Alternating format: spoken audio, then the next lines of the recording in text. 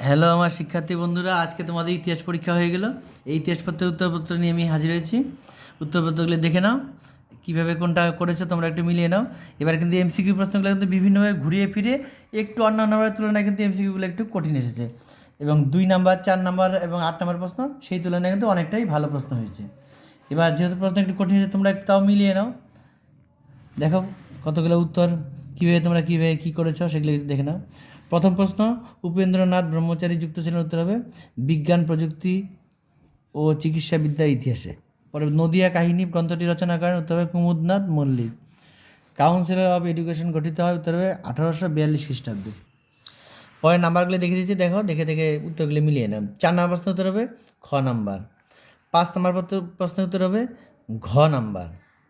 6 number প্রশ্নের উত্তর হবে, এখানে দেখো এখানে কিন্তু সবাই কিন্তু আদিবাসীদের অরণ্যর সঙ্গে কিন্তু সবগুলো আন্দোলনের কম বেশি যুক্ত আছে। আমার দৃষ্টিতে এখানে রম্পা বিদ্রোহ হতে পারে বা কোল বিদ্রোহ হতে পারে, তোমরা যেটা পরে আমি মিলিয়ে দেখে আমি পরে দিয়ে দেবো নি। তোমরা এগুলি সবগুলো যুক্ত, এগুলি একটু দেখে নেওয়ার সময় তোমরা এই আমার দৃষ্টিতে এটা বা এটা যে কোনো একটার মধ্যে একটা হবে। পরের প্রশ্নের উত্তর হবে 7 নাম্বার উত্তর হবে নদিয়া জেলায়। 8 নাম্বার প্রশ্ন হবে 2রা আগস্ট 1858। 9 নাম্বার প্রশ্ন উত্তর হবে বঙ্গভাষা প্রকাশিকা সভা। 10 নাম্বার প্রশ্ন উত্তর হবে সহ সম্পাদক। 11 নাম্বার প্রশ্ন হবে পদার্থবিদ্যা।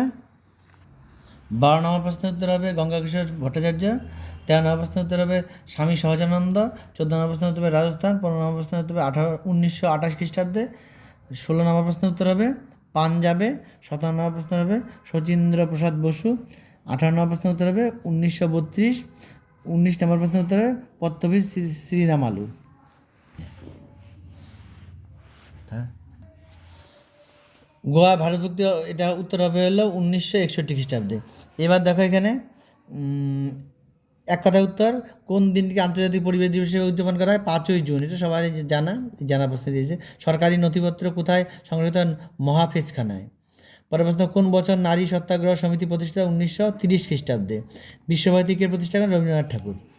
এবার ঠিক ভুলগুলি দেখে নাও। প্রথম প্রথম প্রশ্নের উত্তর হবে কিন্তু ভুল,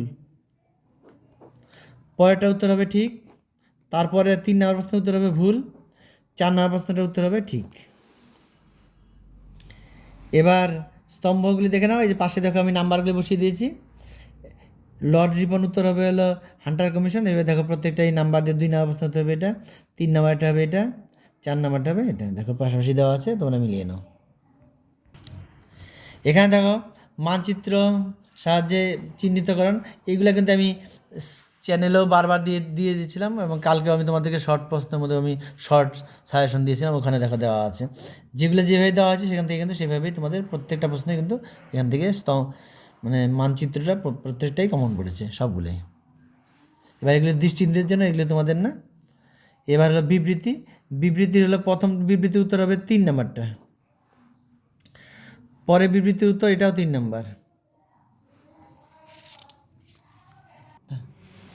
পরে 3 নাম্বার প্রশ্নের উত্তর হবে হলো 1 নাম্বার ব্যাখ্যা। 4 নাম্বারটা উত্তর হবে 3 নাম্বারটা। এবার দেখো এসিকিউগুলি 2 নাম্বারের যে মানগুলি ছিল, এগুলি কিন্তু আমি প্রত্যেকটাই আমি তোমাদের চ্যানেলে দেওয়া আছে, এবং এগুলি বারবার করে বলা হয়েছে, ব্যাসেও লিখিয়ে দেওয়া হয়েছে। এই প্রশ্নগুলি আমার লেখানো আছে কিন্তু দেখো, প্রায় প্রত্যেকটা প্রশ্নই তোমাদের কম বেশি কমন কিন্তু এসেছে, কোনো অসুবিধা হয়নি। তোমরা পরীক্ষা কেমন দিয়েছো কমেন্টে অবশ্যই জানাবে, এবং তোমরা কত নম্বরের উত্তর এসে মিললো তোমরা এটা কমেন্টে কিন্তু অবশ্যই জানাবে যে কত নম্বর তোমরা পেতে পারো। এবার দেখো 4 নাম্বার প্রশ্নগুলি দেখো, এই প্রশ্নগুলি কিন্তু বেশিরভাগই আমি সাজেশনে কিন্তু প্রত্যেকটা প্রশ্নই দেখো কম বেশি কিন্তু দেওয়া ছিল এই প্রশ্নগুলি। একা আন্দোলন, কংগ্রেস সশস্ত্র বিপ্লবী আন্দোলন, বেঙ্গল ভলেন্টিয়ার্স, তারপরে ছাত্র সমাজের ভূমিকা। এবার 8 নাম্বারের প্রশ্নগুলি দেখো, নমশূদ্রানো, এটাও দেওয়া আছে। সভা সমিতির যুগে এই প্রশ্ন দেওয়া আছে। বিদ্যাসাগর, এটা কিন্তু কম বেশি বলা আছে, কিন্তু এই দুটি ভালো করে পাওয়ার জন্য বলা ছিল। তাহলে তোমাদের পরীক্ষা কেমন হয়েছে অবশ্যই কমেন্টে জানাবে। উত্তরগুলি অবশ্যই বন্ধুদের মধ্যে শেয়ার করে দেবে।